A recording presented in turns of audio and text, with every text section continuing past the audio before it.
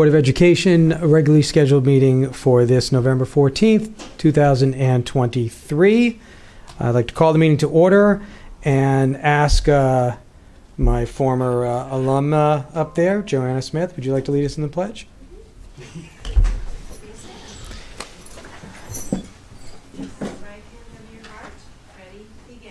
I pledge allegiance to the flag of the United States of America and to the republic for which it stands, one nation, under God, indivisible, with liberty and justice for all. Thank you very much. Welcome to the staff and faculty that has joined us in the back of the room. You can't really see them, but I can, and they're here. It's always nice to have you. Can I get a motion to approve the agenda, please? I'll make a motion for approval of the agenda. I'll second. Thank you very much. Any comments or questions on that? All in favor? Aye. Opposed? Motion carries. Thank you so much. Dr. Breggy, report of closed session action. President Margot, there were no actions in closed session. It makes us sound like we just flounder in there. It's really not the truth. Thank you. Also, we wish our colleague, Mrs. Marcus, a speedy recovery. She's a little under weather this evening, so thank you for that. Moving on to our teacher-student spotlight. Wonderful. How exciting. We are back. And Mr. Stewart, correct? Yes. Nice to see you again, Mr. Stewart. Yes, thank you all. It's nice to see you again after a lively study session earlier. I am here tonight to introduce one of our finest teachers that we have at our high school, Mr. Mike Fetterman. We were just talking, and he's been in the district for 24 years, so a grizzled vet in a certain sense. But as you're going to find out tonight, also constantly innovating. And he's here tonight to share a new program that he's brought in that is really opening new doors and opening the eyes of many of his students in one of his classes. So Mr. Fetterman teaches several different courses at our school, all in the art world. I had to write them down so I didn't forget because he teaches so many. He has Art Foundation for our youngest learners or our most neophyte learners in terms of the arts, AP 2D and AP drawing courses, animation, which is what he's going to be talking about mostly tonight, as well as graphic design. And if there's one thing I can say about Mr. Fetterman, it is most definitely that for many of our students throughout the years at Beverly Hills High School, he's the most important instructor and educator that they've had in their experience at our school. And we hear that time and time again. So I want to commend him for that and for the amazing work he does with our kids, sparking interests in such an amazing vocation. And without any further ado, I'd like to turn it over to him so he can present on his exciting new program that he's instituting this year.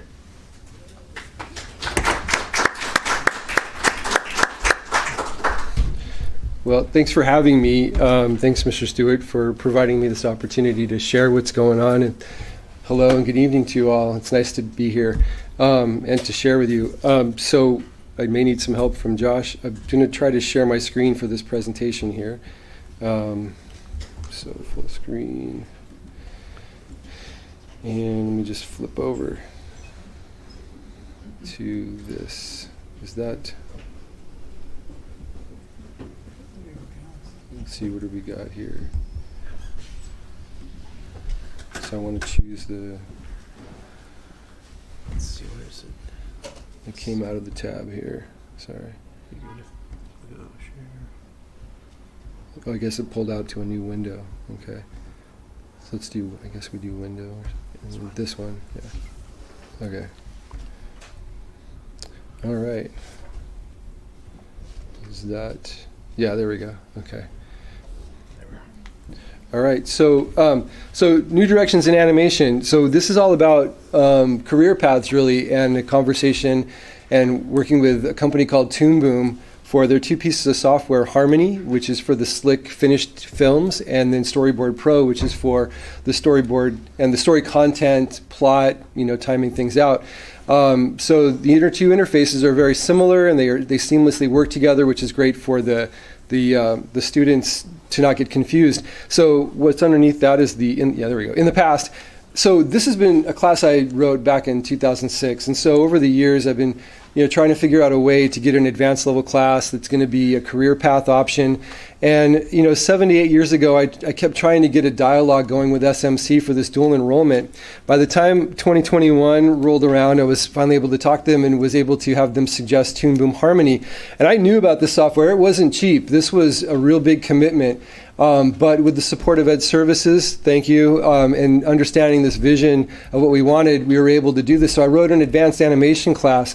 And then, the icing on the cake was BHEF's grant. I mean, I was really thankful to them for helping me realize, because with them, I was able to purchase 7 Cintiq 16s, which are 16-inch, on-screen drawing tablets, which really eliminates the paper, that we were using. There was a whole process of it, where we have to go through getting the paper photographed and then, fixing it in Photoshop and then all that stuff. But then I discovered that because of COVID, we had a kind of an accumulation of money from the Resnick family grant that helped me to be able to purchase the rest. So now we have a full class set of Cintiq 16s. Wow. And we are rolling. So what that means is then we adopted Toon Boom Harmony. And so we started a little backwards, but I'll explain in a minute. So this is the industry standard 2D animation software. This is what the guy from Walking Dead uses, and he's considered the guru or the master of storyboarding in the contemporary world. This parallels with colleges and universities and what they're using in their programs. Now, there's other software for different things, but it's pretty seamless with just about anything that you're going to need, whether it's 3D animation software or if it's like something even more elaborate. But this offers professional certifications for students. So when they go through the training for storyboard, that's actually only 1 semester, and then they can get a certification. And they can then continue in a real viable way, in a real meaningful way, into career paths, once they do the Harmony thing as well. So Toon Boom provides the courseware access, and it's all prepackaged, and it's constantly updated and edited with each version. We get 25 home licenses for the kids, and we get 25 in-class licenses. So with the old tablets that I have, I can actually give the kids the older tablets that are not screens, and they can check those out to use at home if they want to dive in further. But with this also comes the understanding of sophisticated multiplane animation, which I'll show you later. True character rigging, not what Adobe Animate uses, which is a little strange. And these skill sets also apply to game development software too. So you need to know all this stuff with the visual world to be able to apply your scripting skills and all that to game development, and Toon Boom offers that as well, which maybe in the future. But so by the end of our first year with Harmony, we did offer student certification. I had a student that was feeling really confident. It's $75, so it's kind of an ask for some kids, but he was able to get certified. But you have to realize this was our first year doing this with timing the whole curriculum out for this whole year. And then also so they're doing software as well as having to do the assignments that show they understand animation, squash and stretch, timing and all that stuff, exaggeration. So I talked with Toon Boom again at the end of the year, and we discussed the idea of story, because that's what the curriculum really was focused on before. And they're like, yeah, so that's what we were trying to tell you that you might want to do when we first talked, is that Storyboard Pro is kind of the feeder into the finished stuff.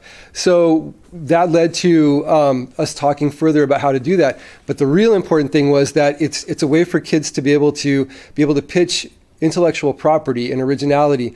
And that is the most important thing in the States when it comes to the animation world and film development. A lot of stuff gets outsourced, but the content, the originality of that is all in the story. So that led to us adopting Storyboard Pro. So once again, it was pricing it out. And again, a big thanks to Ed Services for helping to see this, because we did a 3-year deal for both software pieces. So it's the same thing. You get courseware for both, 25 at-home copies, 25 in class. But we went back to storytelling, and that was kind of really critical because the kids want to tell stories. So it's not just software. They're learning plot lines, they're learning the archetypes, and having fun and making each other laugh. They're learning proper script formatting. They're learning how to take that script and it goes directly into storyboard without, it's just seamless transition from your Google Doc right into the software. You can label all your panels and all this stuff. You can take all that stuff that's in Harmony, all that stuff that's in Storyboard Pro, which is the rough elements of your sets and your props, and you can import that into Harmony, and that's where it all becomes slick. But the best part of Storyboard Pro is that it's a pre-visualization so that you get a playback of your film to see it in real time without having to have the polished stuff done. And so before, I used to have to teach these 12 principles of animation almost separately, in a sense, from the story component. And now it all fits together seamlessly with the software. So shooting script, the storyboards, the pitches, the animatics, and the final films. And because we have multiple levels now, so beginning first semester would be Storyboard Pro coursework. They would learn pitching and they'd learn script writing and the boards and the animatics. But then the second semester, they would dive into the first half of Harmony and they would learn that and then hopefully get certified in Storyboard Pro that first year. By the second year with Advanced, they would move into the second half of the Harmony program and they would learn advanced character rigging, multi-plane animation, and camera work. And then they would learn how to put together a scene, like a finished, polished scene. And then in the works now, after discussion with them, with Toon Boom, and then even I've got students asking me about it, is the capstone class, is getting these kids that have gone through all that training to be able to participate in competitions and even go through a true animation production pipeline with story creation, where you find out who's really good with script, who's really good with color, who's really good with character, who's really good with backgrounds, and people that are good with directing and editing for the camera work. And it turns out that in my alma mater at Long Beach State is where the 24 hours of animation actually originated.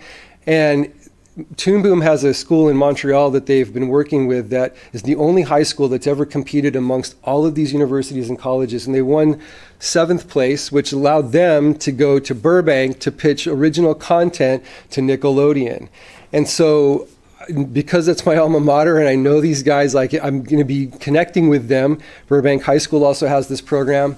So it'll just keep building, and that's the vision. So here's some kids they're working on the tablets. You can see how my lab's set up. These kids are working. These are the storyboard kids for the advanced class right now. It's kind of flip-flopped. And so I wanted to show you some examples. So basic character animation, what they've been doing. And I'm hoping that when there's sound, it'll show up. So this is head turn and tilt. And so they're learning how the structure of the face changes through these different body movements. This is what's called a head take. It's like a jump scare kind of thing.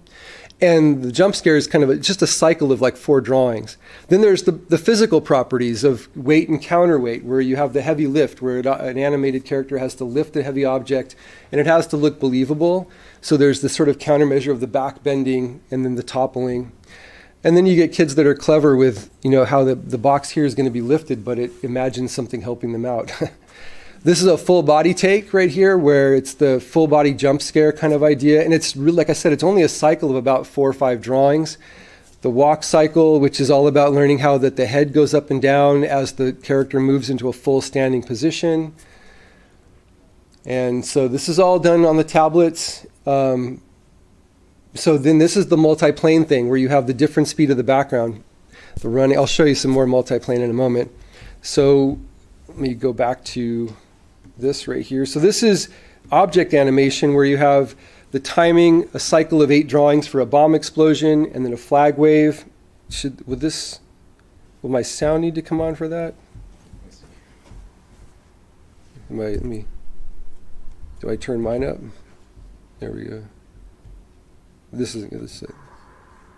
Anyway, okay. Let me see if we can get it working. Where's the...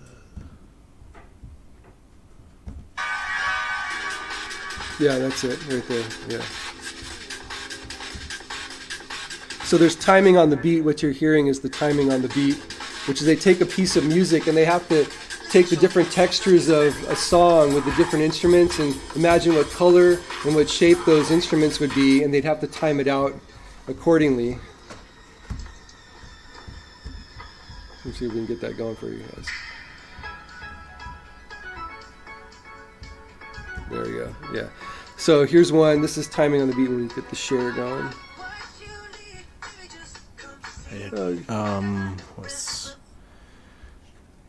Let me. Oh man, you guys got to see this. I should just show you this. Especially the multi-planes and the storyboard stuff. I mean, I got to show you this.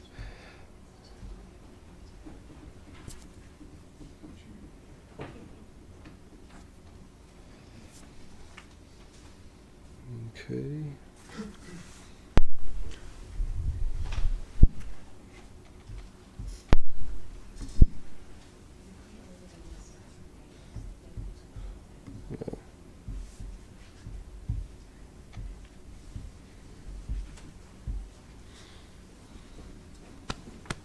Minor difficulty.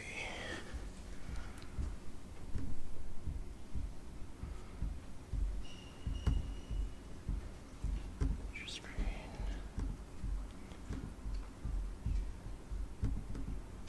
Your tab. Find tab. There we go. Yeah. What was that? That's the one, yeah. The object animation, this one here. Yeah, there we go. Okay. And we have So, we'll have to go back after that. What you need, baby, just come see me. I got the remedy, take the pain away. Okay, so that's a little taste of One, that two, three, you know I And then if I wanted to share the like the multi-plane, So go ahead and open the multi-plane. That will go in here. okay. Share the tab. It's a multi-plane, right? Yeah, there we go. So this is pretty cool. This is where it really brings to life like what two-dimensional animation can turn into 3D, where the different speeds of the different backgrounds, foreground, middle ground, and background. And it just kind of brings things to life. And and we'll just cut that. There we go. And we want to go back to this one. Now the animatic one is what Storyboard Pro. Storyboard Pro is the new one. And so what they're using with the animatic is the courseware has them all use the basic concept of Humpty Dumpty as the story, but then they need to elaborate on it. So you'll see a pretty funny rendition of what that would be here. Is that going to share? Here we go. Yeah. There we go. So there's a multi-plane component to Storyboard Pro as well.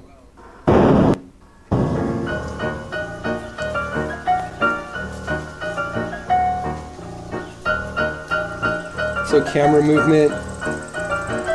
And the storyboard is used to convey the basic idea, to get the timing, to see how it plays out with the sound, to see if all of your gimmicks for the setup and the payoff of a joke plays out well.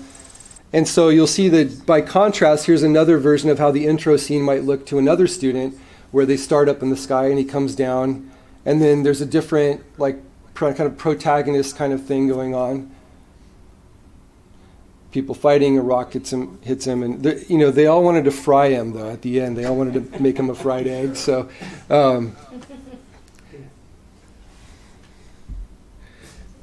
and then just so you can see like the different styles. Let me just go ahead and fast forward that. So we have like the more colorful. She's actually narrating it as well. Humpty Dumpty sat on a wall. Humpty Dumpty had a great fall.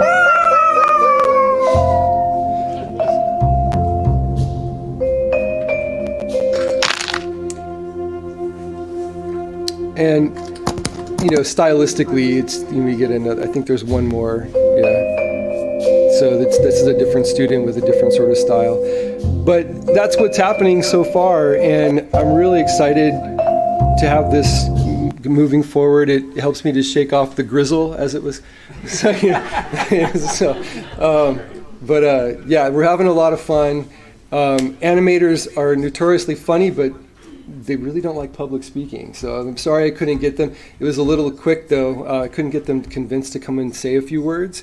But they genuinely appreciate all the support, you guys. I really want to thank you for your time. So, thank you. All right. Colleagues, any comments or questions for Mr. Fetterman? Yeah, sorry. Did you guys have questions? We'll find out in a second. Okay.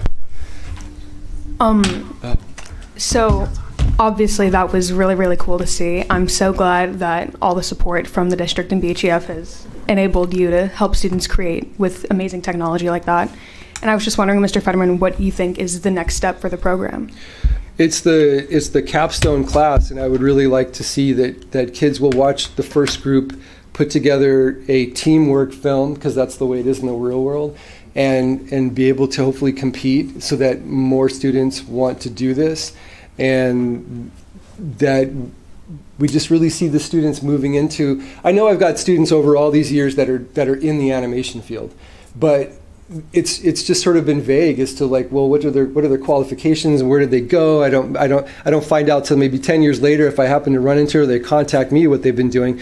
But this is a real professional certification, a resume item that somebody like me wants, somebody who's in college is hoping to get. It's just that, one more thing that, solidifies your ability to, make yourself valid, I guess, the way things are in this world. So that's what I hope. So, and it's fun. I mean, this is stuff that other schools have used for projects with English projects and things like that. I mean, you could have this. The storyboard thing could work out with, say, like the theater department, with how a visual for how you want the scenes to play out, even if it's just one plane. So there's lots of different applications for it. Commercials, movies, television, animation. So yeah. Anyway. Thanks for the question. I think it's so fantastic that because of your passion and where you have seen where the program should go, you've been adding the technology that meets it so that you can fully utilize it. And that's really wonderful to see that. It's not just we have all this great equipment, but no one really knows how to use it or how to really make the most of it. You've been adding it as with your vision as to how to really make that work for the students, and I really appreciate that. Oh, it's fun. I also think that the storytelling is just so important for any field or anything that our students do. So it's just another vehicle for them to have content and storytelling. But so they're learning the technical aspect, but they're also the storytelling part. I mean, we always talked about, the technology will always change, but it's really the content and the ability to tell a story. Yeah. So if you can capture kids, be it, they may be a writer with, they want to write a story in their English class, or they want to tell a story through animation, you're providing another vehicle that allows kids to really develop their storytelling and that creativity. So it's really that's fantastic. what I think is really great, because you get kids that maybe aren't great at drawing, but they want to do animation. So the storytelling process allows those kids that are great at writing to realize, oh, I'm great at writing, or I'm really good at figuring out color combinations, even though they're not doing the characters or something. So there's something for everybody. Like they may not want to be as natural to tell a story on pen to paper, but they can visualize it and they can see a story and want to be able to tell a story. So I think it gives another avenue in that way. I had one other question for you. What is 24 animation? I don't know what that is. It's a competition that even I need to find out more about, because it's something that's not been in place for a long time, and a professor that's doing the animation program at Long Beach State is the guy that started it, and I sort of found out about it. I was able to even reconnect with a person that I got my teaching credential with that's teaching animation at Burbank High School through this whole process too. But it's a competition, it's sort of like another resume item. You got a team of animators that get together, or filmmakers that want to do something together, whether they're animators or not, and they compete to do something original and to pitch original content and to put together a film. And it's just like anything in the industry, you usually find yourself following your peers. Like if you're an editor, you're usually working with the same group of people that's doing whatever. So it's kind of like that. You're kind of helping each other out, get yourselves into the industry and keep going. And so I'm hoping that we can get our kids, because right now all I know of is the Montreal High School is the only one that's this age level that's doing this, and why not? I mean, we should try to do this. So yeah, it's wonderful, especially here. Yeah, absolutely. So thank you. Thank you. Anybody else? Thank you. Again, thank you all.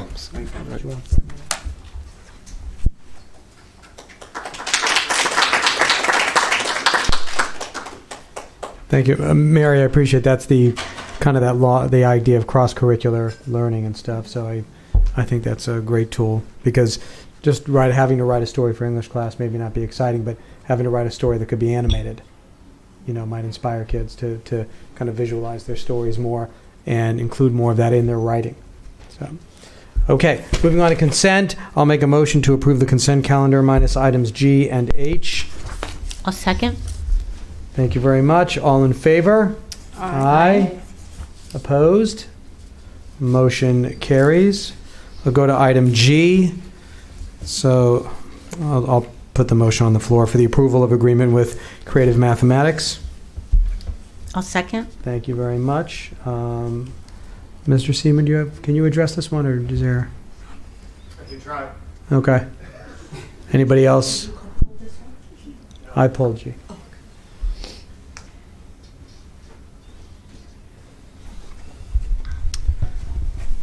So I want to preface my question by saying a couple of things. I understand that this opportunity for the training is available to staff at both sites.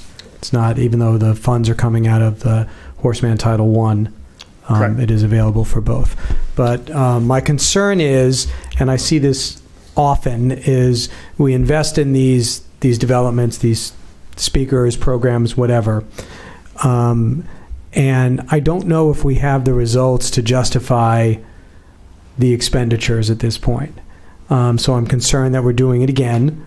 And I'm wondering, I know there's no guarantee on results, but what is the past success rate with this program or presenter and the schools that they have worked with?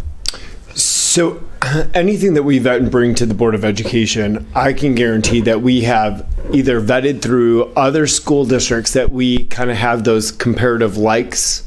So the ones that we are trying to achieve to be ultimately that either have higher test scores than us, higher attendance rates than us. So anything that we bring as a cabinet here, we are only making those recommendations based off of our collaborations with other school districts that have performed higher. So Kim Sutton, who is the professional developer that is in question, the creative mathematics program for our earlier learners, so predominantly elementary, she has worked with school from Palo Alto to Manhattan Beach to school districts that, again, we continually, like our U.S. News and World Report, that we bring to you.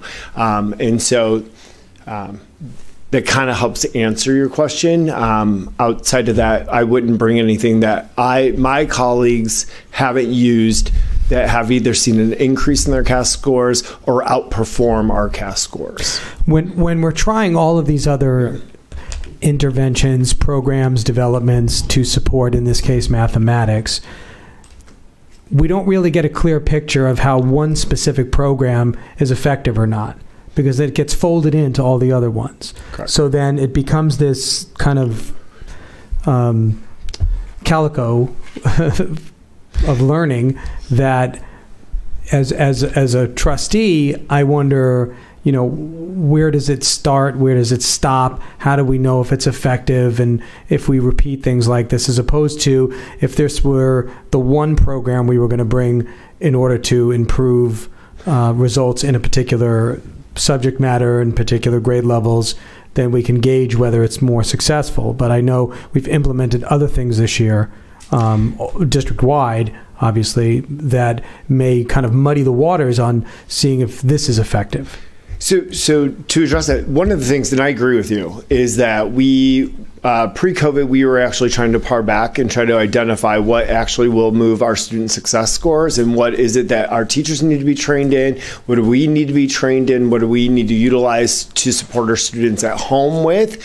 And then COVID happened and we threw a lot of educational technology tools at our students and our teachers. We threw a lot of professional development ideas on different angles to be able to support home learning and then coming out of home learning. And so over the last year and a half, we've spent a lot of time of even just with our I4 coaches and a lot of our teachers on even paring back some of those things that we may have had in implementation for many years that hasn't changed our test scores, right? So the definition of crazy is if you continue to do the same thing and expect a different outcome. So that's why we had brought towards iReady and NWEA to try to see if something different would change that for us from a diagnostic and growth standpoint and monitoring, in addition to our professional development, our collaboration with like UCLA and with Kim Sutton. Those are very similar in structure. So they actually complement each other. They're not in different isolations or different silos that aren't actually working towards the same common goal for us.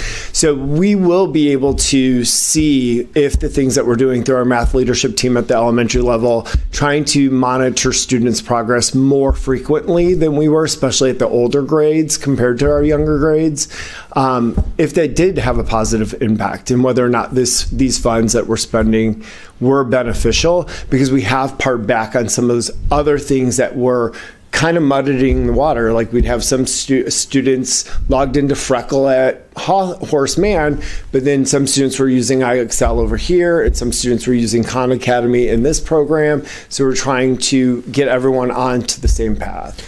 Thank you for that, Mr. Seaman. Then let me just ask, when they do, or after, post this development, I would be curious as to see if there's one particular specific either thread of advice or something that is implemented, that there's a change that could be actually seen, and either recorded with data or just evidence of, right? That we did this training allowed teachers to implement this, which will increase this, and then we actually have evidence of that. If that's possible. I know it's kind of a wild ask, but it would be curious to see if we can see the trickling down of these developments and the results that they have. Totally.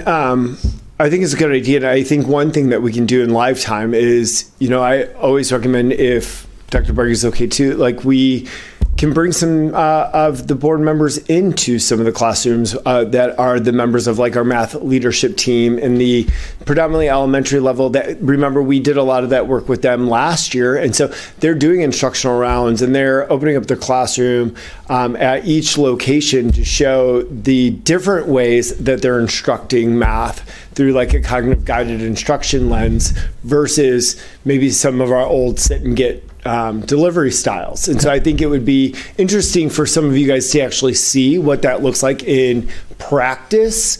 And I do think that there's definitely some teachers out there that would be willing to be able to show you a lesson or two to be able to see it in live, versus, I agree, you approve things here, but don't necessarily get to see what it may look like from professional development to implementation. So, okay, fantastic. Yeah. Thank you very much. Any more comments or questions? Thank you, Mrs. Wells. I would say when I see things like this, I always think like, what's the buy-in? Because I think there's probably a lot of programs that can work in different ways. But it's really about the participation and the commitment to really, have the teachers participate in it that are willing to really take away from what they're offering. So are they aware of, have they heard of this before? Are they excited about it? Or is this a complete new introduction on your part from having worked with the other school districts? We have an elementary teacher in the crowd. She's looking away. Again, as an administrator, I can only answer from an administrative lens. Right. Is like, we can create, build, and try to encourage and implement. Right. Again, we too, though, all of us have employed, teachers based off their contract for content area too, in hopes that they'll take that and find what meets their students' needs to be able to implement at that moment, to make sure that those individual kids are moving. Because there isn't a one size fits all. Because if there was, we'd all be millionaires. Like if I could figure it out, and so because students are so individualized, and because each class roster is so individualized, they're constantly changing from one year to the next. So like, I may have delivered this year for a fourth grade class and had very high test scores, across the board. And then I get the following year's class, there could be a different deficit. There could be a different character or culture when they come into that door. And then middle school and high school, it's even not worse. I can't think of a better term, but between your periods, your fourth period doesn't match your fifth period, your sixth period definitely isn't the same as your first. So again, that's the tricky piece, is that taking all this professional development, finding what is the proper key to turn during that period for for those kids, for all the kids, but especially one that may be lagging behind. And so that's why we do have to sometimes definitely have multifaceted approaches, because not every solution is going to fit every kid, but not every training is going to be engaging for every teacher. They may already know it. They may already be implementing it. So that's that dance. Right. We're all trying to perform. Right. Thanks for the backup over there. I'm just kidding. Well, you're bringing the best professional development Correct. that you can find, 100%. so that it provides potential tools for them that are the highest, are most effective that you're aware of. So then it resonates with some or not with others, but hopefully it does provide, you're vetting that out, so you're providing the best options or opportunities so that it can then filter down, is the way I really kind of see that. Yep, absolutely. And we're also measuring progress differently. So, we have now easier ways to look to see if this is effective sooner than we could have in the past. So is this something to continue, after teachers use it? Is it effective? I think now with the way that we're measuring progress, we'll know earlier if this is effective or not. Thank you very much, colleagues. Okay, all in favor? Aye. Opposed? All right, motion carries. Thank you very much, Mr. Seaman. Item H, can I get a motion to approve item H? Anybody? I'll make a motion to approve the professional services agreement with Kelly D'Amico. Second. Thank you, Dr. Stern and Mrs. Wells. Mrs. Minacheri, you pulled this one? Yes. Okay. Thank you. I just wanted to have a better understanding of what this is pertaining to. And also, my understanding is that the funds come out of ESSER funds. And so is there not a deadline for the ESSER funds to be used? And by allocating the $15K, which I don't think we're going to need to use it all, are we losing an opportunity to apply those ESSER funds elsewhere? Yeah, so I'll take the piece that Kelly D'Amico has been serving as our kind of COVID liaison throughout the years of COVID, serving in a role far different than our labor partners. Hello, our labor partners back there. I acknowledge everybody that's here. Essentially is providing a function that has diminished. It's kind of lessened over time, as you know, but we still have a dedicated email space. So she's answering email. Unfortunately, we do still see lots of people having COVID. Our labor partners actually have in their collective bargaining agreement some pandemic leave, which is a big thing to manage and would fall on somebody else if we did not use that. So still happen, but again, it's reduced more and more. We did an amount not to exceed 15,000. We don't anticipate spending all of that. However, we didn't want to come back to the board for reapproval if we did have an uptick or something. And as we know with COVID, it has kind of moved around. But again, less and less. But I'll let Raphael handle the ESSER funding part of that. Thank you. And thank you. Good evening, President Margot and board members, community. Yes, so just piggybacking off of Dr. Horvath's comment, so typically around these months, we don't really know what's going to happen, especially with the holidays coming up and family gatherings and stuff. So we typically will come to the board with a not to exceed amount just in case something happens. If it doesn't, that does not mean that we're going to charge all of that amount. In fact, our hope is that we don't have to, right? That's one piece. In regards to ESSER funding, that last bit of ESSER funding that we do have, it expires, we have to spend it by September 30th of 2024. So we still have some time to expend it. And so that's what we do. So at the second interim report, I go back and look at purchase orders and see, hey, are we going to actually spend this? By that time, we should know how much we're going to end the year with. And so if we do see that, then we can then apply the balance of that to other priorities that we may have. But we are very carefully tracking our ESSER monies to make sure that we fully expend them and we don't have to return anything. So that's what we're doing. Thank you. Any other questions on that one? Okay. All in favor? Aye. Aye. Opposed? Motion carries. And that'll take us to our reports. Ms. Lifson, the floor is yours. Lock and load. You know, I just realized that I went past my own now no one knows on this after Mr. Fetterman. So I'm going to, I apologize, everybody. Well, that kind of sounds self-serving, doesn't it? Would you, you know what, we could do reports, and then are you queued up? Because I don't want to confuse them in the back with the queuing this or queuing that. So you go ahead with your report, and then we'll do the reports, and then I can do it. Oh, it's coming. Don't worry about it. You will suffer through it like the rest of us.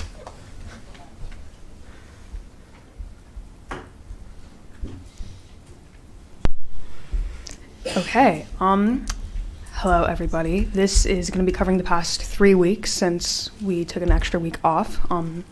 So yeah, let's jump right in.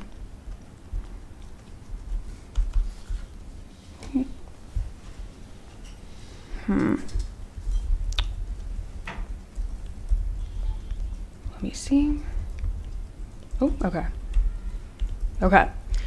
Starting off with athletics because we have almost officially closed up our fall sports season. Here we have cross country from this past week where cross country went to CIF. Well, we hosted league finals here at Rancho, and both teams were league champions and advanced to CIF, where they will be continuing to compete this weekend. Very exciting. So yeah, here we have a photo of our girls team who will be advancing to CIF on their own, and a picture of two of our team captains. So yeah, very exciting. Okay, next up, opening this week is the Visual and Performing Arts Program's production of She Kills Monsters. It'll be showing from the 15th through the 18th, and there is much hype and excitement around this show. I'm very excited to see it myself, and I'm sure all of you will be in attendance there with me. But yeah. Then covering some events from the past couple weeks. Here on the left, we have the Theater and Performing Arts Program's Beverly Ghosts Tour that they do every Halloween. It's sort of combined theater interactive tour that students can take part in and witness on Halloween, which is a very impressive production that they run all day, like nonstop, and was very enjoyable in and of itself, and spooky, obviously. And then here on the right, we have our Career Academy's visit this past week to the Peninsula Hotel, where they got to meet with the directors of sales and hiring, I believe, to talk about the processes and functions of those jobs. Okay, next up, a little bit of a Norman-Aid grand spotlight here, right on the heels of the middle school's Bulldog Aid Wellness Center opening. The high school's Norman-Aid program has launched a sort of 2-part digital wellness month, No Phone November challenge, comprised of both a personal challenge that students can engage in on their own time outside of the classroom, involving activities like staying off of social media and enacting personal screen time limits, and then also followed by a in-classroom challenge that will be happening the week after next, where teachers can invite students to not bring their phones to class and use them during class, and then the class with the lowest amount of, or the highest participation level, I believe, will be eligible for a reward of donuts. So this was obviously following board suggestions on no phone policies, and I'm very excited about this program, and I think it's going to be really well received in the aftermath. So yeah, happy to report on that one. Okay. Closing up here, we have the UCLA Blood Drive. This is the high school's biannual blood drive. A very, very historically successful and important event that we do. Students as well as community members and adults are eligible and encouraged to participate. This year it's going to be on Thursday, November 30th. And yeah, we're very excited for this one. Okay, and that about wraps it up. Thank you. Thank you, Sophia. Mm-hmm. So when I got an email from Remy at the Norman Aid Center about that they were going to do the No Tech Challenge at the end of the month, I was very excited because they took something we talked about here and they ran with it and they made it happen. So on my own, I walked up and down Beverly Drive, and so far I have 3 stores on Beverly that are donating gift cards that I will award to the top 10 students who reduced their screen time by over 25% from one week to the next, because we all get the screen time report on Sundays. So whoever donates, that I have, there could be more, but right now I have 10 gift cards committed. I want to thank CPK and Sweetfin and Jimmy John's so far for contributing to this. They're very excited about this. They want to work with the high school. They're excited that the kids are doing this. And I love the fact that it's all been kid initiated, and I'm supporting that 100%. So I did take it upon myself. I wrote a pretty classy letter. I went and delivered it up and down Beverly Drive.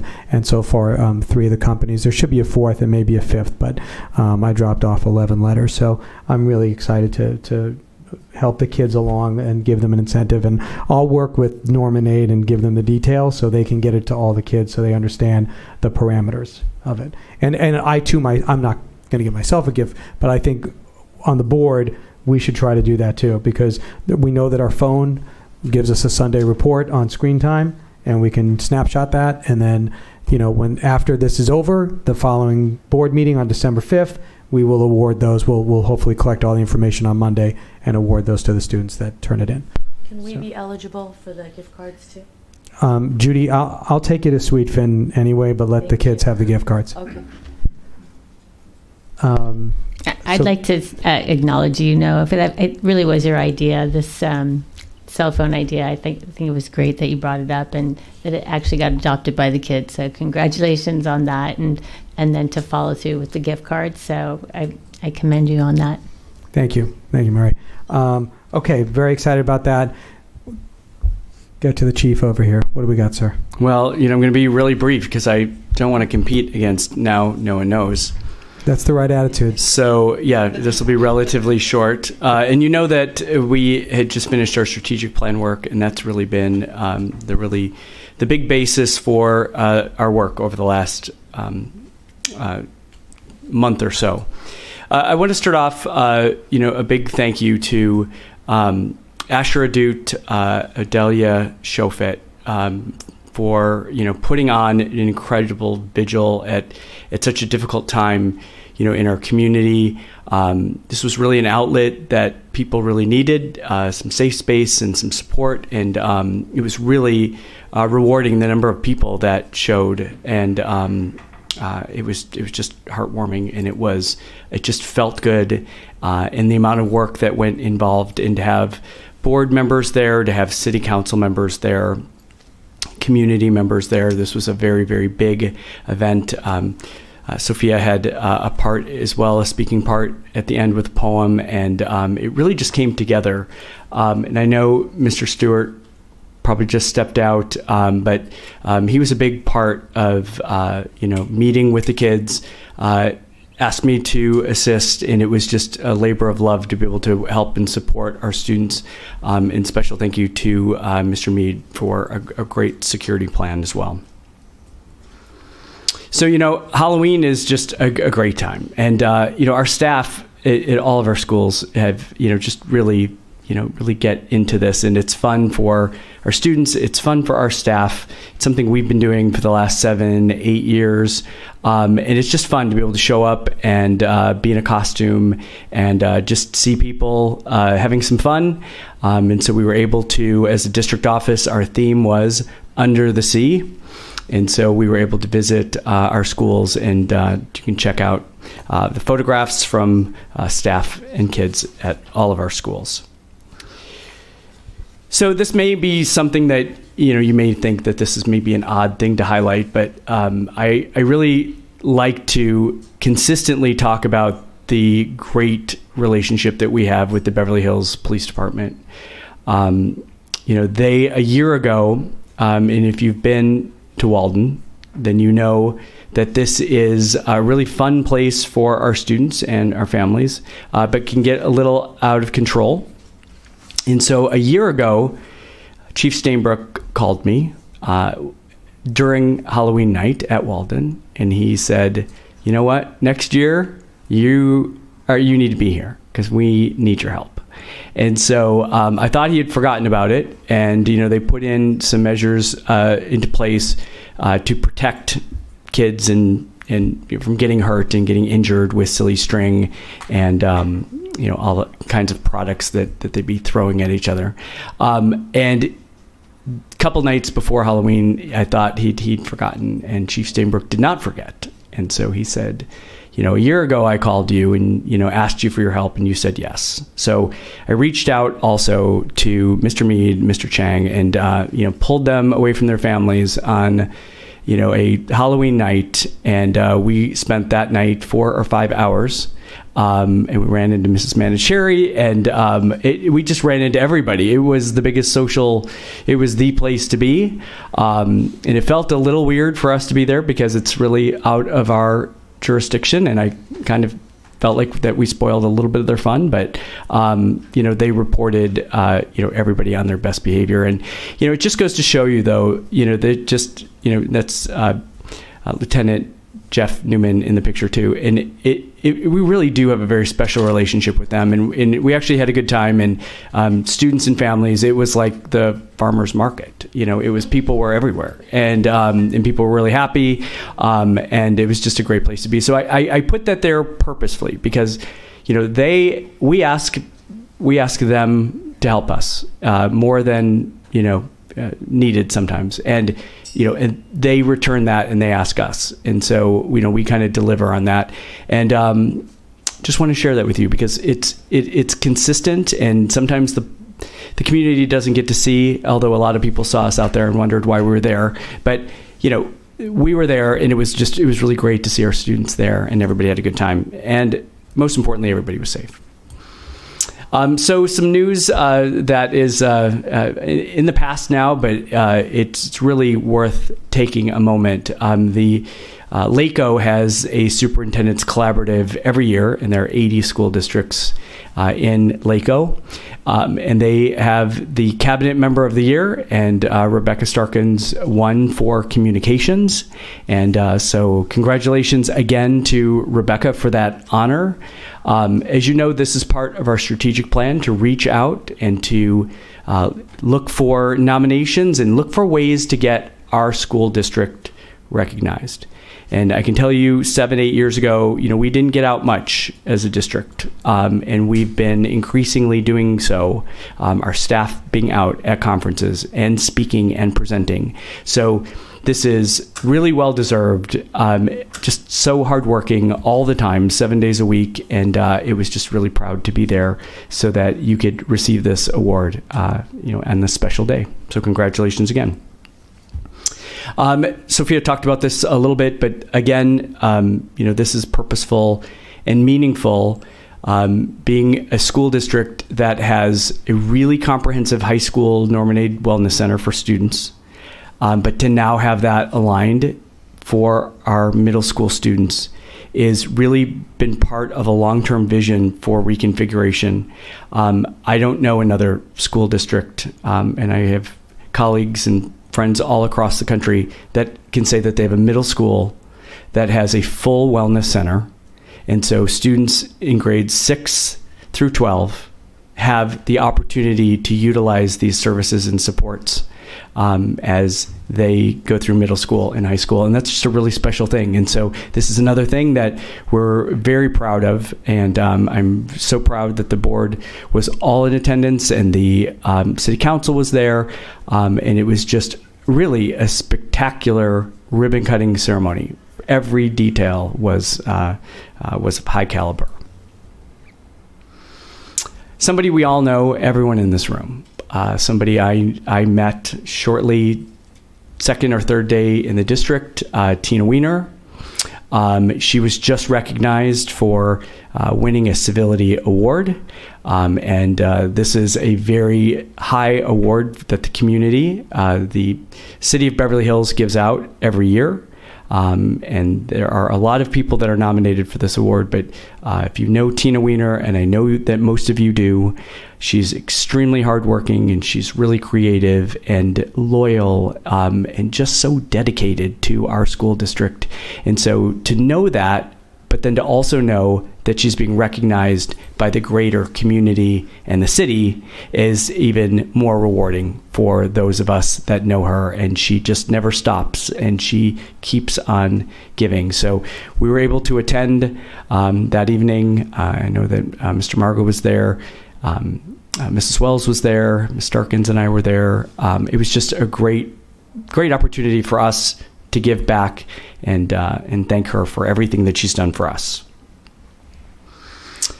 Last week, which almost seems like a month ago, we had our early childhood, and I'm not sure why. I think it's just we're all a little tired, but we're having those discussions that we've been talking about with the city and the partnership with the city and the JPA agreement that we have, and just kind of dreaming about what an early childhood center could look like as we prepare as a school district to reopen El Rodeo, and then to have really this blank canvas, if you will, of a school at Hawthorne.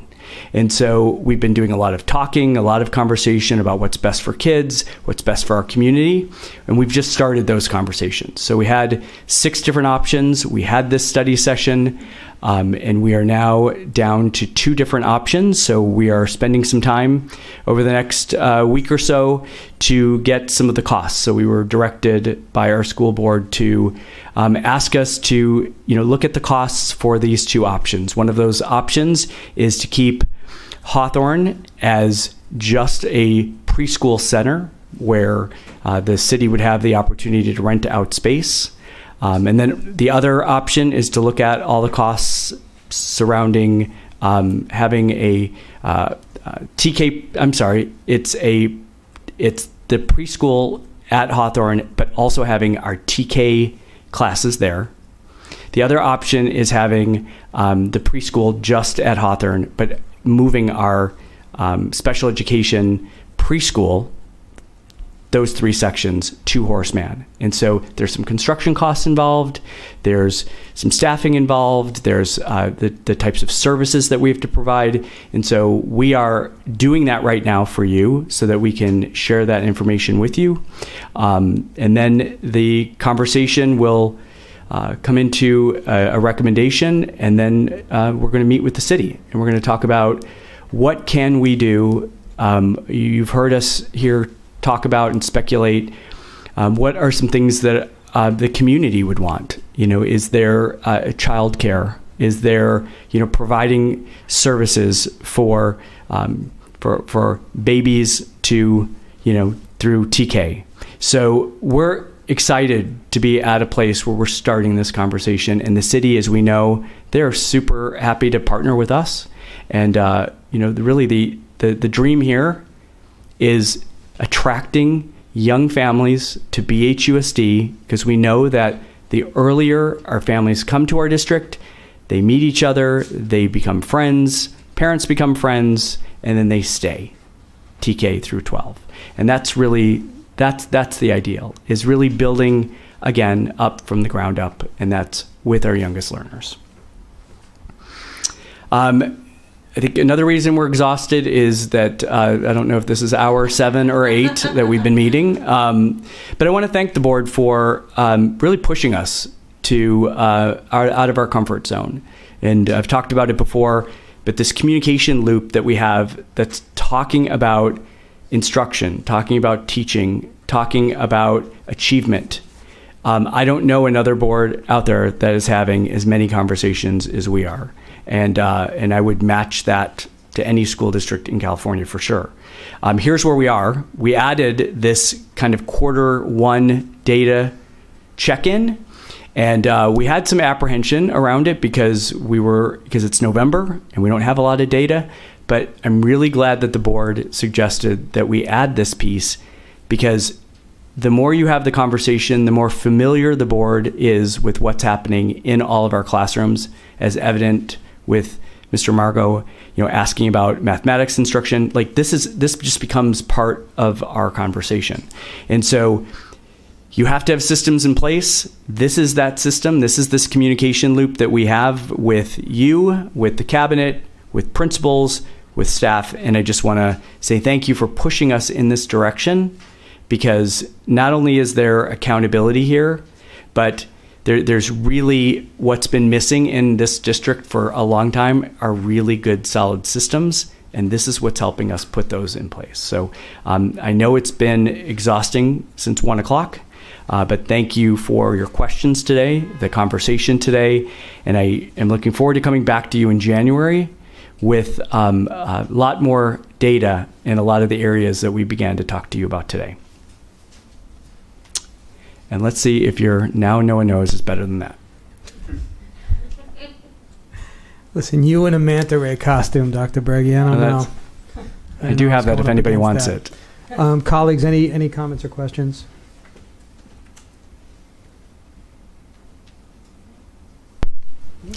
Well, I just want to point something out. I think almost everything you spoke about tonight, from Halloween and the Unity Vigil to, talking about Hawthorne and the Early Education Center, or the Civility Award and Bulldog Aid Center, almost all of these things, and a component that we're seeing is that how involved we are and partnered with the city.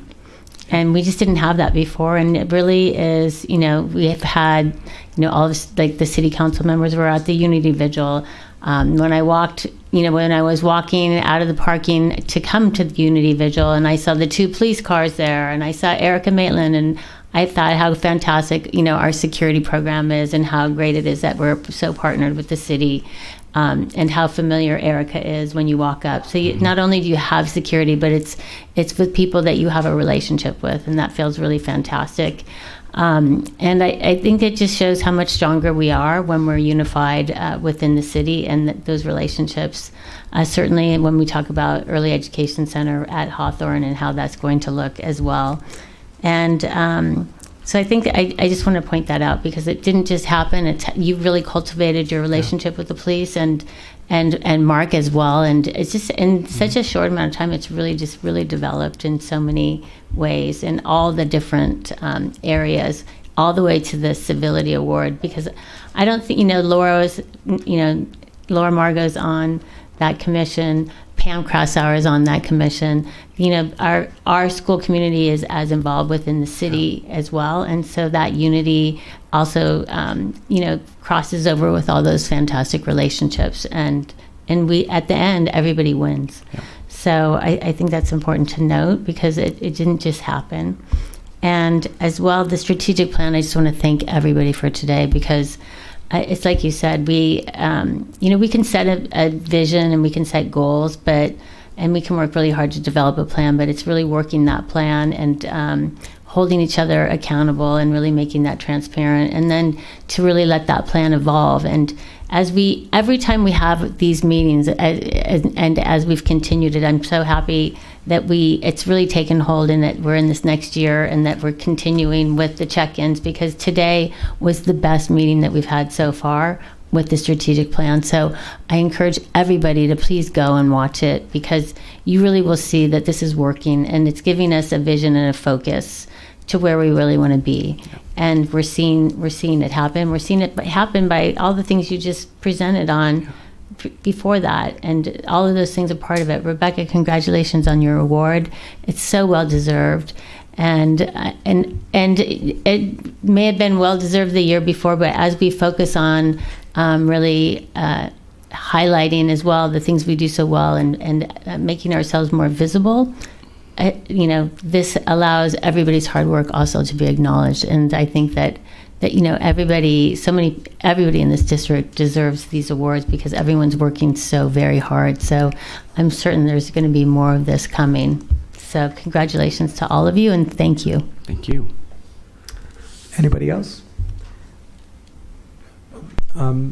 Did you have Just quickly, yes, Rebecca, very well deserved. She is one of the most talented people I know, and very likable, and very, very happy to have her represent us as a district in many ways when she interfaces with the city. And I think you look great in a manta ray costume. Thank you. I do. I think you covered pretty funny. all of me. Yeah, it was cute. And Thank you. I want to piggyback on one thing that Mrs. Wells said about the strategic plan update, and that is, and why people should watch it, because it's not an example of the district saying, hey, we did all this stuff, we're great now. It's far from that. It's here is what we're doing to try to get where we need to be. And it's not just these generalizations. It's the principals of all the sites presented exact information on, in this area we're doing this, in this area we're doing this. And I think it's really valuable for the community to see those types of things. No, they're not the sexier things to watch, and it's not as the Manta Ray costume or Rebecca winning the award. It's not as cool as that. Definitely isn't, but it really is at the heart of what we do on a daily basis in this district, and having these conversations. And we spent a couple hours on the meeting, but it's, once again, it's the district and the board carving out time to address education and to address the factors that are kind of keeping us from being at the level we want to be at, right? So I think it's really important that the district is no longer, although we look great, right, on paper, we've never looked better visually, right? Thank you, Rebecca. Please, somebody get this woman a jacket, okay? And we are trying to get to that point as we should be, as good as we look, right? And we know that, and the strategic plan meeting shows that. It shows that we are trying on a granular level to get to where we want to be. And everybody is doing X, Y, and Z, and really, really working hard to execute that mission and vision. So I appreciate that, Dr. Berge, and I wanted to say that. And I liked your Halloween costume. You were dressed as like a school official. Thank you. On Walden Drive on a cool night. It was very good. That was fun. Very good. Thank you. So with that, we will jump back to the penultimate episode of Now No One Knows. I never get to use that word, right? So I'm going to use it. There you go. Oh, teacher, I need you.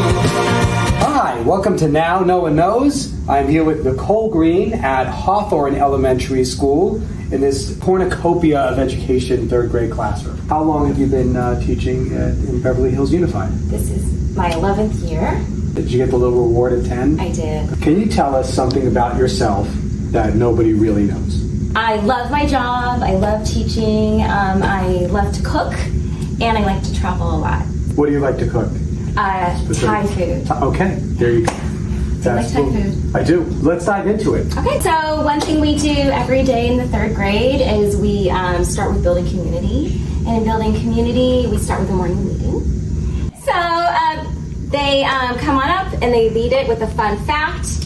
In Finland, a total of 130 people fastened themselves to one giant pair of skis, which were about 450 feet long, and marched across in the snow. And then this is a joke or puzzle of the day. Today happens to be a puzzle. They say read, see, that, me, up, you, I, love, and you, love, you, down, and you, amp. I got it. You got it. What is it? Read up and down, and you will see that I love you and you love me. And we would all clap. And then we go over here to poll of the day. Today's poll is, do you prefer hula hoop or jump rope? And then we create a part whole diagram on the board. And so then the kids do the cool cat. Noah would read the share out to the class. And so then these 2 sentence frames are available for the kids to use to help them make sense of how they want to share out. And the cool cat would call on one student from each of the 6 tables, and we would listen and agree or talk about our responses. This helps build community and safety and understanding that we're all learning. The next thing we do in math is we usually start with some sort of question. So this one in particular, Noah, do you want to do what do you notice? I noticed that at some point there were 6 pieces of bread, and 4 of them have been divided into 4s. What made you think that there used to be 4 pieces of bread up here? If you put each of these 4ths together, you'll have a whole piece, which is approximately the same size as these whole pieces down here. Oh, I like the way that you use the word forks. So that is something that we're teaching in 3rd grade, is looking at pieces of, and if you can put them together to create a whole. What do you wonder about the image? I wonder if this is yellowish bread Yeah. or very buttered. So, but that's not mathematical. Doesn't need to be. But I haven't had breakfast. The kids might be like, oh yeah, I love buttered bread. And building community in the classroom is important to create a safe environment to discuss how you think. And if you were in my class, I would challenge you to write as many different ways as you could to come up with an equation to match this image. How many can you come up with? We're going to move on to reading and responding. It is a race to the finish line to be successful in our reading and response to text. At the beginning of third grade, the students would read something like this and answer the question up here, why was Sarah sad? This girl, Sarah, is sad because she looked around her empty room at all of the boxes and the tears flowed from her eyes. She was happy for her mom and her new job, but there was so much that she would miss. However, there was nothing she could do about it now. Sarah sighed as she picked up the box labeled Sarah's room and headed downstairs. So kids would immediately, and in the beginning, wrote Sarah was sad because she was moving, which is a great answer. But we have to learn how to restate the question, answer it, and use some evidence. So we would mark this up. We would underline clues, using our inferencing skills, being detectives of text. So this is a typical response that I would see now in third grade after many practices. So restate and answer. Sarah was sad because she was moving. We've done the R and the A of the race. Now we're going to cite. According to the text, her mom got a new job, and quote, there was so much that she was going to miss. In addition, Sarah was crying when she looked at all the boxes that were labeled Sarah's room.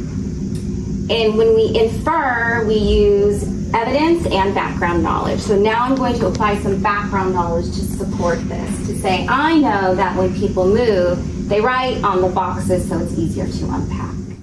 And then I'm going to now close this and say, based on this evidence, I think that Sarah was upset about moving. I'm going to keep going here Yeah. because you're such a good teacher and I'm learning so much right now. But the one thing this doesn't mention is the fact that it's her birthday. And this makes it more sad that she's moving on her birthday. We love that. And in the class, if we saw someone come up with this sort of revelation, we would be like, big brain, because we're so excited that you are thinking like, whoa, you're really digging in deep. Third grade is great. Ms. Green, thank you so much for showing me how all this, and I love how we're using technology now. I really appreciate you having me here today and for looking at all this. And now, Noah knows. Oh, teacher, I need you. Thank you. There really is remarkable teaching going on in this district. I can't get to all the classrooms, and but people, wherever you are, whatever school you're in, just know that there's another school here with remarkable things going on in those classrooms all over. It's refreshing to see this. Ms. Green is fantastic. The fact that she does this stuff with third graders. I mean, I fumble through it, but third graders, it's terrific. Thank you. So moving along, item 12A.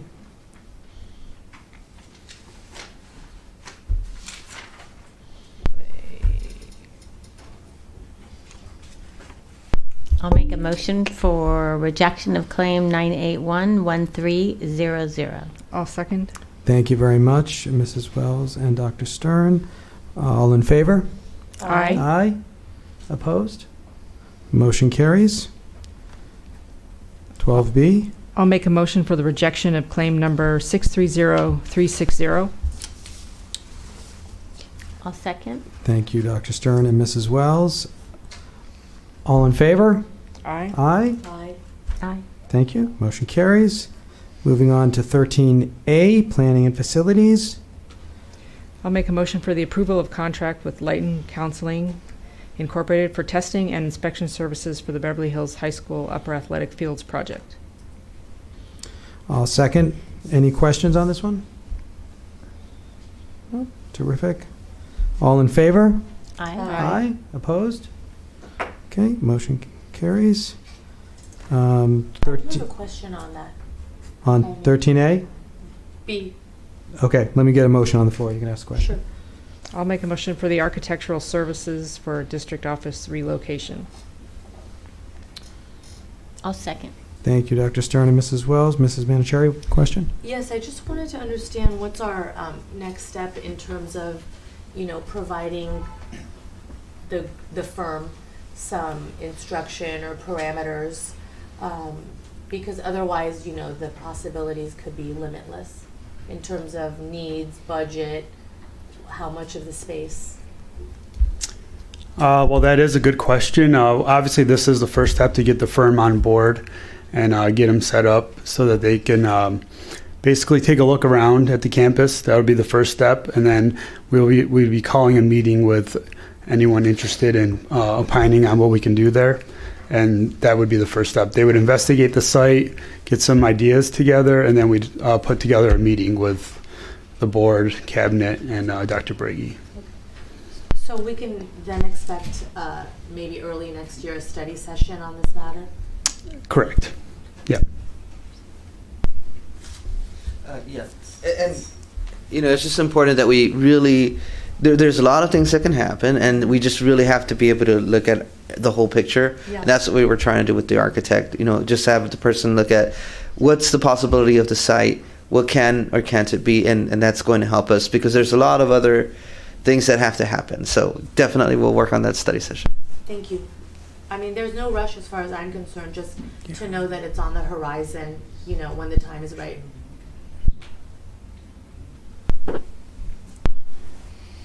So, no rush for the overall plan, but we know also that we want to start looking at the possibility of, moving next year. Mm-hmm. So it would be something that we would do over the summer. We're in a district office that doesn't have alarms, mm-hmm. There's enough reason for us to, when the moving is happening, is to, find a place that we're going to be temporarily while they're working on something else. But we see a lot of benefit, if possible, if we could pull people together and move together and be at that site together. Because as this vision grows and it develops, it would be really a wonderful thing for us to be right there on the property when this is happening. You mean in regard to the early childhood center? Yes. So is it your vision that you would be there once in a year when El Rodeo's moved? That we're having those conversations right now, if that would be beneficial for us. So fall 24. Yes, that's a very strong possibility. And if I may add, just we would look at not doing necessarily a whole bunch of modifications to the site initially, right? There's enough space in the site where we could do the modifications simultaneously with us moving it. So there's that portion of that. So there's enough space for that. Okay. Well, let's go step by step and see, mm-hmm. what the architects mm-hmm. come up with. Right. And Raphael, are they going to look at everything on the site, including what the last assessment was on the auditorium? Yeah, actually, that was one of the first things that we, Will and I actually went to the site to just kind of see this idea of can certain things happen before. When we went to the site, we looked at the auditorium and we just we started pulling information and things like that. So we're doing our own investigation of that. Mm-hmm. That's also something that we'll have the architect look at. But we are doing our due diligence to see what would it cost if we could bring that auditorium back up to where it needs to be. Mm-hmm. We're doing our due diligence with that right now. Terrific. Thank you. Okay, all in favor? Aye. Aye. Opposed? Wonderful. Motion carries. Moving on to board policies. Second readings. May I get a motion? I'll make a motion for the approval of second reading of the 3,000 board policies. I will second that. Did you want to second it? No, it's fine. Okay. Questions? Well, don't get up yet, Dustin. I'm going to wait. No, I'm going to wait till you completely sit, and then I'm going to ask you to come up. These are mine. Okay, any questions on the 3,000s? Nope. No. Okay, terrific. All in favor? Aye. Aye. Motion carries. Congratulations. We are knocking these board policies off in the last couple of years. And I think we'll have the most I think we're going to use that now to attract kids to our school district. Come where we have the most updated policies in California. It's truth, though. That is the Yeah. truth. Can I also say, while we're waiting for Mr. Seaman to come up here, is that we're trying to get these done in fully updated by December. So that we may or may not be having some additional binders coming to you soon for the holidays. But that Thanks a lot. because we'd really like to be able to get them finished by the last December meeting. I think it's a great goal. And we like carrying those big binders, like across campus. And And I'm happy to drop them off. Yeah, and leaving at them, your homes. leaving them in your car. Yes, I think I have yours in my yes, trunk. I think you do. Okay. Okay, moving on to B, 14B. I'll make a motion for the approval of second reading of the updates to Board Policy 6000 series. And I'll second. Thank you, Dr. Stern and Mrs. Wells. Questions? I had a question on paragraph 13. It's on 1, 2, 3, 4. For me, it's showing on page 5, and it relates to the ethnic studies that's now required in the state of California. I just want to understand from my colleagues if you folks think that we should be providing some kind of instruction on the ethnic studies portion, or is it going to be like a wait and see? I'm just trying to figure out what our plan is going forward.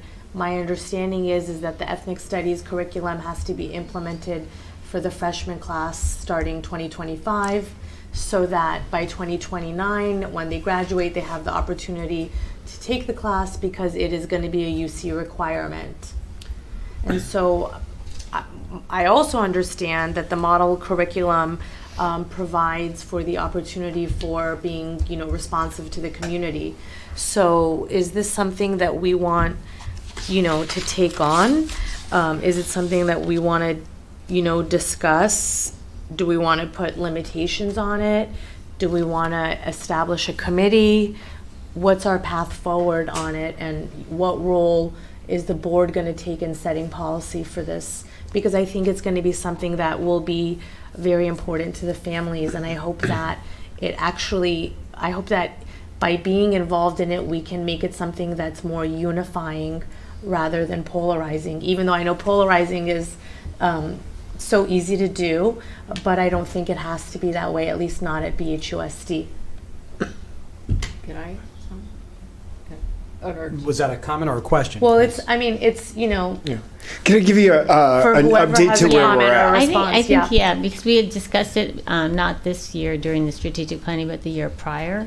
So I think it'd be great to bring everybody up to speed because Judy came on after that. Yep. And where we're at.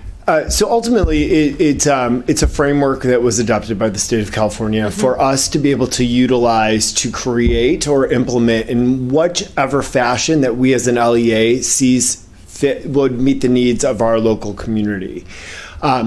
In transparency, we've had numerous conversations with different departments at the high school level, from social studies. I literally have one coming up on Thursday, the 16th at 8:45 a.m., and our English department as well, outside of trying to make it a singleton semester, long course.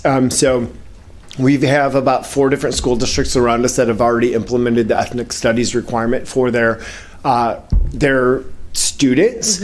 So we also have even sat in the classrooms. We've gone to Culver City. There's been some of us that actually went and sat into one of the classes. They've had a long established ethnic studies course. On my desk, on my laptop, I can show you some of the syllabus that are sitting right here that I still need to read through. where we're at is we are hoping to work with high school administration in the multiple facets of the department. So another example is Burbank has broken it up and divided it amongst different departments. So part of the framework lives in like ninth grade English, part of it lives in U.S. history, part of it lives in the visual arts department.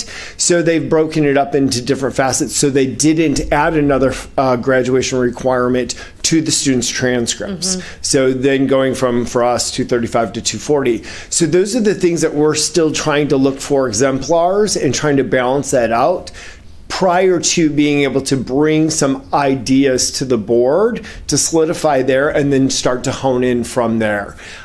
We're hoping, to be honest with you, that we wouldn't even jump into this venture until closer to the end of the summer, start of the fall of 24. I think just from a bandwidth standpoint, with NWEA at the high school level, they're doing those assessments in English, science, and social studies. English, math, and science, with working on our, performing arts. We're taking over summer school. There's a lot of things on there that are immediate priorities that we still have a little bit of time, not that we're trying to kick the can down the road, but we are also still just exploring some of the bumps and bruises that some of the other school districts have already been through prior to then launching into a full-blown committee with some parameters of like, is it our expectation? Is it a semester-long course? Are we adding 5 more credits to the graduation requirement? Right. Are we going to divide the framework up? If we divide the framework up, what does that look like for the departments, having those department chairs and those teachers being key roles in that, alongside our community members of surveying them, what do they feel is important for us to be able to address within this framework and those series of questions that are created by the state.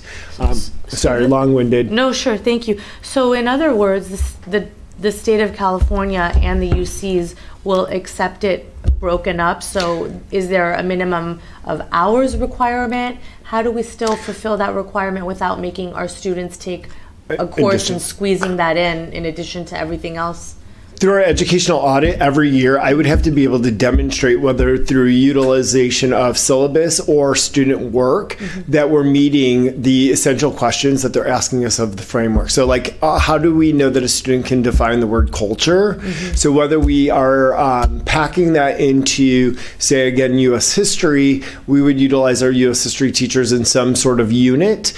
A loose conversation, Barbara and Katie Kessel sitting at home, if you're listening, in high school English, it was looking at, we used to implement a 9th grade English library research project, and it hadn't been there for some time. So one of the things that we discussed is even taking some of the essential questions and packing them into maybe a research project in like 9th grade. So we're doing multiple things with this instead of just an isolated sit-down semester-long course. Not so rigid. Got you.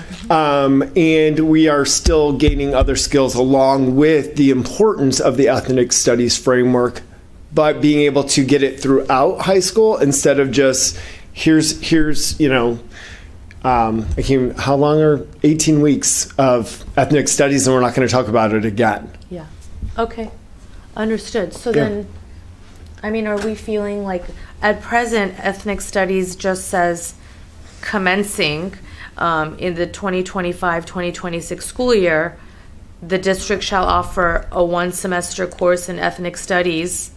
Even that maybe should be modified to say or equivalent if you're going in another direction. It's up to, you know what I'm saying? Yep. I think for Ed Services' recommendation to you as a Board of Education, I would say that we would leave the verbiage as stands, because I think that once we have more recommendations for you guys for consideration, creating a committee and being able to hone into what the finished product look like, we're going to have to bring this back regardless. Okay. And then how can we be certain that the community will be involved in some shape or form in the development of this by committee or other?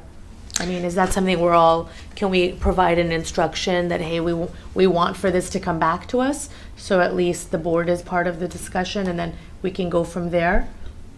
Absolutely. So our conversation, both at the executive board level, or executive cabinet level, high school administration, even with the department chairs of those departments, and we want to expand it to other departments as well. We're talking about bringing in world language, talking with Sergio about that as well. That we too, there's a parent component, but also a student component as well. So having your guys' feedback of like, are we adding another requirement, or how can we really do this in an authentic way where you're really taking away tangibles, equipping yourself with better vocabulary and conversation skills, but not necessarily having to try to figure out how we're doing another semesterized elective in a master schedule of year-long courses. Yeah, and maybe in a way that can actually help the students achieve on CASP, SAT, APs, etc., rather than a random. Yeah. Okay, so see you. Yes. Okay. It'll be post-summer school committee recommendations, and then we'll line up with that. Yeah, I do think the most valuable thing here is this is the kind of thing that you don't want to get wrong out of the gate, which is why we know that there's community involvement. We know that that's a piece of it, but it's also finding what is best for our students as well. Instead of the easy way was just to create this course and toss a book in there and an instructor. Like, this is, I think, very valuable time to sit back and find out what's working in other school districts and what did you do and what would you do differently, because we just don't want to do a stop and start. Maybe not being the first out of the gate on this one is something that will serve us. Oh, definitely. To get it right the first time. Definitely. Yeah. I think also, I think everyone is, but as a reminder, so well aware of the history of the model curriculum and the first responses around that, and feeling there was anti-Semitism basically embedded in that. And so I think when we start talking about it again, that the community will want to feel like they're involved and be reassured that there isn't any aspect of anti-Semitism into it, not because we would put that into it, but because of the history of how that model curriculum came to be. Yep. And we have to make sure that we remember that as we talk about it, because I know that the community, especially now, is very sensitive to that. Yeah, I think that's really, there's a concern or a hesitation or a mistrust of the system, but that's not how we operate. And I think, the families knowing that they'll be involved and that you're taking a really thoughtful approach to it, not cookie cutter, is really comforting. Thank you. Right, and I think that communication will be important, because I think as we get closer to that, if it's silence, people will may be fearful and assume there's, we're not watching it, or that it's going to be something different. So I just think we just have to remember that, so that the community feels that yes, you're aware, you're thoughtful, and that's why you're taking this time to do that. And can I make just one recommendation for all of us too, is that it originally came out as a model curriculum, and due to we had wrote in opposition of some of the components to it as a Board of Education cabinet and district, but also our South Bay Area Consortium, our AXA Region 14, those types of things definitely had a lot of play in like the 7th, 8th revision of this, that it is a framework now. And so that's one of the things I think our community really needs to understand is they now have provided us with essential questions to be able to guide us in a creation that's going to fit our LEA or our local model, and no longer that here's the textbook that we expect you to adopt. So this is going to be, I think, even a bit fun, from an ed services. It is. But I do think that that's that piece that not everybody knows. We know because we've been here, but I think a lot of parents will remember, because it was also at a time that was very polarized from a political landscape, that it was a hot button. So people will remember it as the hot button. They won't remember that progression and where we ended, where it said, you can make it fit for your community and you have more control over how you do that. So I don't think we can communicate that enough when the time comes, certainly. Okay. Thank you. Yeah, I was just going to say, I mean, addressing your initial question, I mean, this is a huge topic, and I myself have been thinking about it and studying about it for probably 2 years. So, short answer, I agree with you that there's a lot to unpack with this, and I would hate to even begin that conversation tonight because there's a lot to it, and I was afraid we were going to be honest, because I couldn't give it my proper attention because there's a lot to it. And yes, community involvement is a must. And there's a lot of different layers and prongs to consider. So that's why I wrote some things out, but then I thought better of. I think it's a much larger thing that what's our plan? Better yet, better left addressed when we have committees in place and also to understand the work that you've been doing and that's we haven't had that feedback yet from what your research has been and what.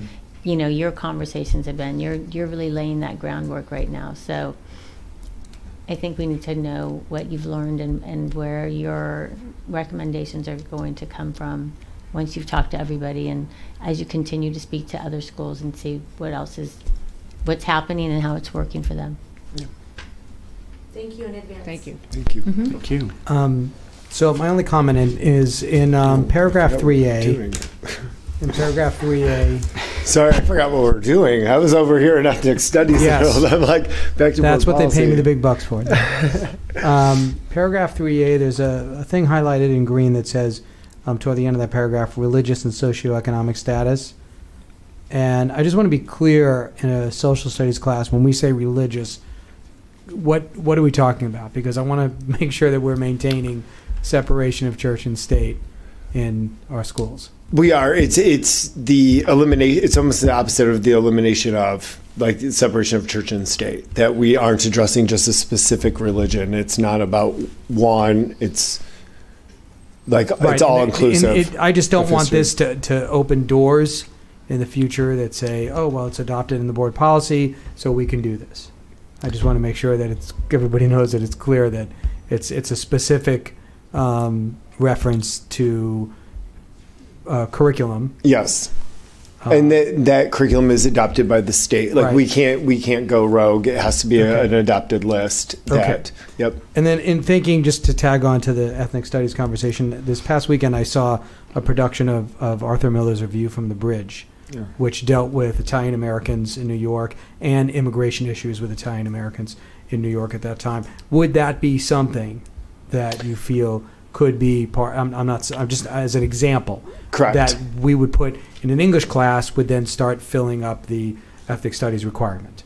Correct. Is that the idea that we're looking at? Yep. Okay.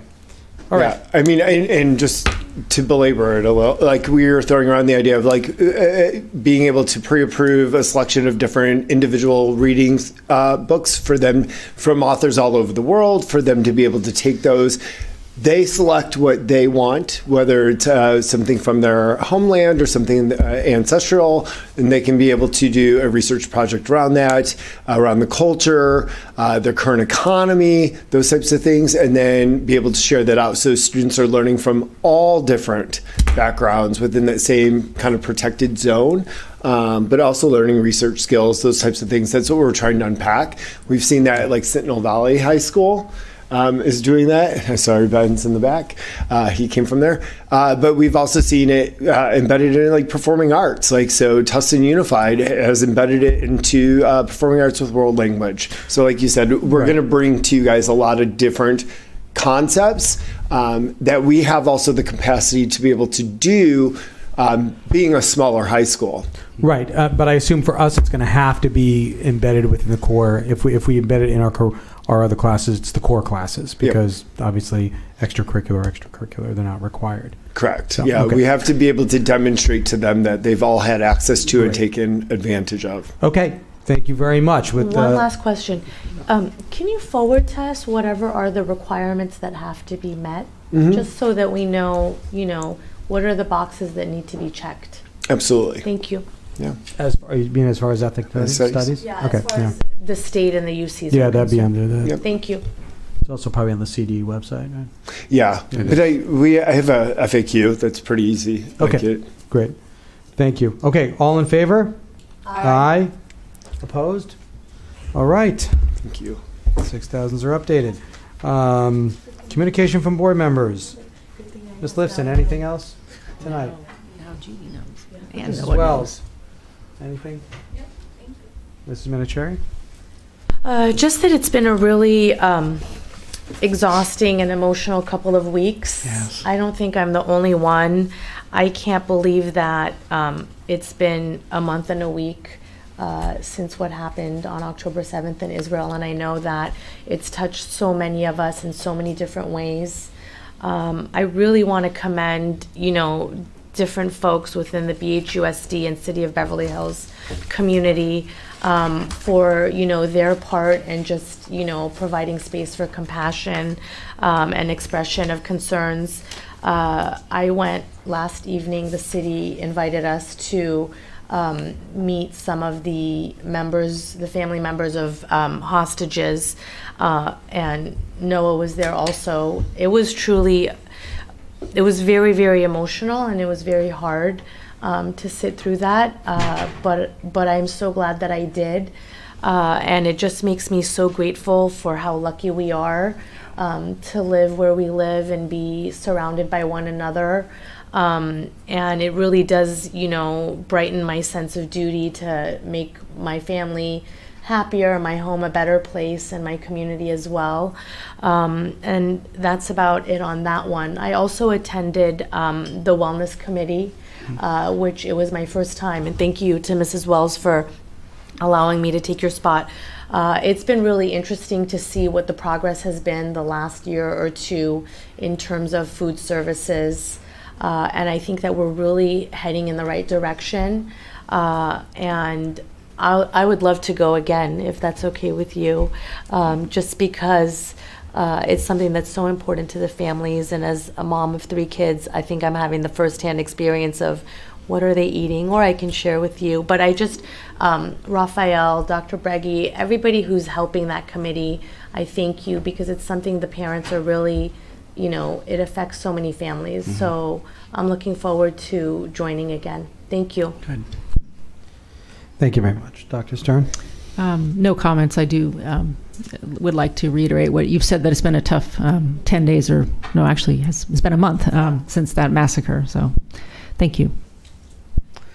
Thank you. Okay, a few quick things. Yes, I did attend last night's event at City Hall with Mrs. Minicherry. It's the Families Forum Israel was the name of the organization that put on this event. They had 4 speakers whose families, specifically their parents, siblings, spouse, are all those that are hostages right now. And those are the specific people that addressed us. I could say it's the closest I got to the reality of this, without having. I know people who live in Israel, but I don't know those people that I know. Fortunately, were not affected by this. But these 4 up there on the dais last night were. I know the city filmed it. I don't know if they're streaming it again. I know that it's floating around on Facebook because my wife live streamed the entire event. So if you're friends with her, you'll be able to watch it. And I do recommend you watch it. It's very powerful. It kind of leaves your jaw dropped and wonders what you can do about this. The most interesting part that I found about it was it wasn't about being pro or anti anything. It was about our families have been taken. We would like to get them back. That's what the emphasis was, and it was the clear and present danger of one of the people asked a bunch of the audience members, "Do you know where your child is? Do you know where your child is? Do you know where your child is?" I haven't known where my child is for 30-something days. And how would you feel? And that really hit me. Because especially with Find My Friends, we know where our child is every second. So imagine not knowing where your child is over a month later. Very powerful and real. So I appreciate that the city brought that in conjunction with this organization. And their ask for everybody, and I will repeat their ask, is awareness, presence. Post it, share it, like it, get it out there, speak about it, make sure everybody's aware of it, because it's obviously part of the war, but for these people, it's now their lives, whatever happens with the war. So really important for people to recognize that. and to always remind ourselves how fortunate we are, at least for now. Yes, I will again promote the play that I've put here on my computer tonight, She Kills Monsters. I'm going Thursday. Please attend these performances.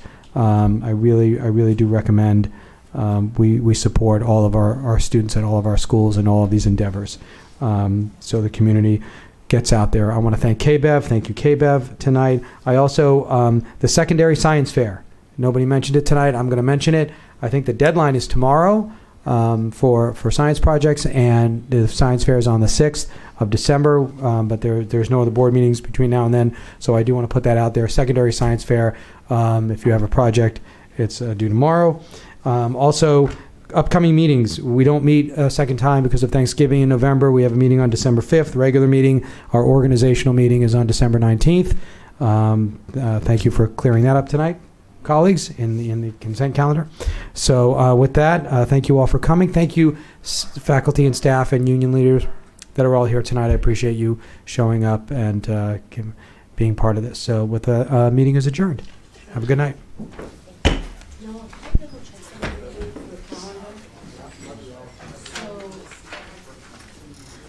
Pam, you need anything signed? No, thank you.